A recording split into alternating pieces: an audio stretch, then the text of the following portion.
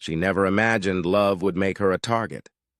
Maya, a black woman with a quiet smile and an unstoppable heart, had married Ethan, the only son of one of the country's wealthiest families. No one knew, not even his father. For months, their secret was their sanctuary. But secrets have a way of surfacing, especially when power and prejudice collide.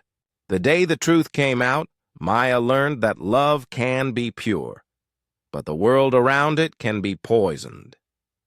What happens when your love story becomes someone else's scandal? Watch until the end. Wait a second. Tell us where you're watching from in the comments, and don't forget to subscribe for more powerful stories like this. Maya wasn't born into wealth. She was raised in a modest neighborhood where dreams felt bigger than the sky above her. Through scholarships and relentless effort, she became a corporate lawyer, brilliant, focused, admired by those who actually saw her. Ethan met her at a charity gala, heir to a billion-dollar conglomerate, known more for headlines than humility. But he wasn't like his family. He saw her. Not her skin color, not her background, just her.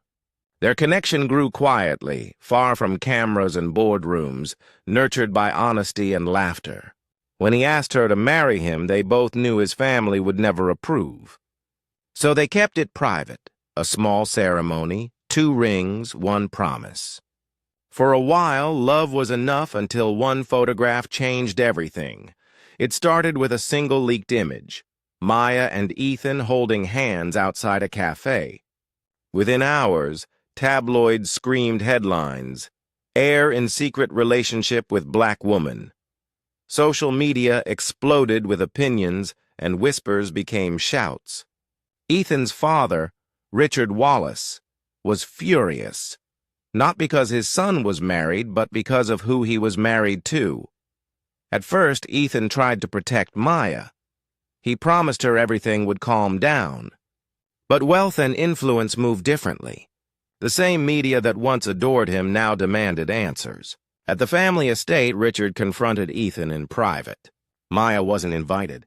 Hours later, Ethan returned home, silent, shaken, eyes hollow. Days turned into weeks. Invitations stopped coming. Colleagues at Maya's firm looked at her differently. Smiles replaced with stares, politeness with distance. Her emails went unanswered, her projects reassigned. The world she had built with sweat and sacrifice began to crumble. And behind every headline, every rumor, was a silent question whispered among the powerful. How dare she think she belonged here? Then came the dinner invitation, the first time she was asked to meet Ethan's family publicly. Maya hesitated, but Ethan begged her to come. "They need to see who you are," he said. She believed him. She wore her best dress and carried her grace like armor. Unaware that the night would test more than her patience, it would test her dignity. The grand dining hall shimmered with chandeliers and subtle hostility. Every eye turned as Maya entered.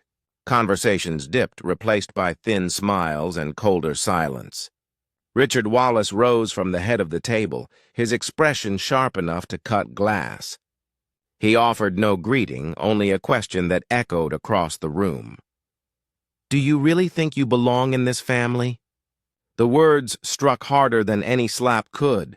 Maya stood still, heart pounding, every instinct screaming to leave, but something more substantial held her there. She met his gaze and said nothing. Silence became her protest, dignity her weapon.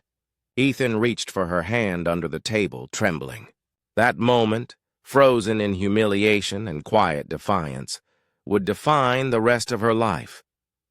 That night, Maya walked out of the mansion and never looked back. The marriage didn't survive the storm, but she did. The world judged her for daring to love beyond the boundaries others had built. But instead of breaking, she built something new. She founded a foundation for women of color facing discrimination in elite workplaces, turning pain into purpose. Years later, when reporters asked her about that night, she smiled softly and said, "They wanted to make me small. But I learned no one can shrink a woman who knows her worth." This wasn't just Maya's story. It was the story of countless women who loved boldly in a world that still measured worth by skin. How many more will be punished for loving beyond prejudice? Where are you watching from? Take care.